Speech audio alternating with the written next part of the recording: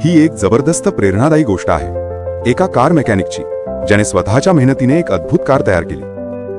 पुणे जिल्ह्यातला राजेश नाळाचा एक साधा कार मेकॅनिक रोज लोकांच्या गाड्या दुरुस्त करत तो आपला संसार चालवत असे. पण त्याच्या मनात एक मोठं स्वप्न होतं की मी अशी कार बनवेन जी कुणाच्याही लक्षात राहील. एक दिवस त्याने ठरवलं की आता पुरे, दुसऱ्यांच्या गाड्या दुरुस्त करण्याऐवजी स्वतःची गाडी बनवायची. त्याने जुन्या स्क्रॅप पार्ट्स, इंजिन, बॅटरी आणि गिअरबॉक्स गोळा केले. दिवस रात्र गॅरेजमध्ये काम करत राहिला. गावातले लोक त्याच्यावर हसू लागले. अरे राजेश, तू शिकताच काय कार बनवणार? हे काम मोठ्या कंपन्यांचं असतं. पण राजेश थांबला नाही. जवळपास 3 वर्ष कष्ट करून त्याने एक इलेक्ट्रिक आणि सोलर पॉवरवर चालणारी कार तयार केली. ती कार 200 किमी एका चार्जवर चालते आणि सूर्यप्रकाशात स्वतः चार्जही होते. जेव्हा त्याने ती कार रस्त्यावर आणली तेव्हा सगळं गाव थक्क झालं. लोक म्हणाले, हे खरंच शक्य आहे का?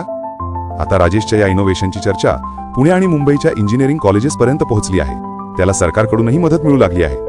शिकवण: जर मनापासून मेहनत केली तर एक साधा मेकॅनिक सुद्धा जगाला थक्क करणारी आविष्कारक कार बनवू शकतो.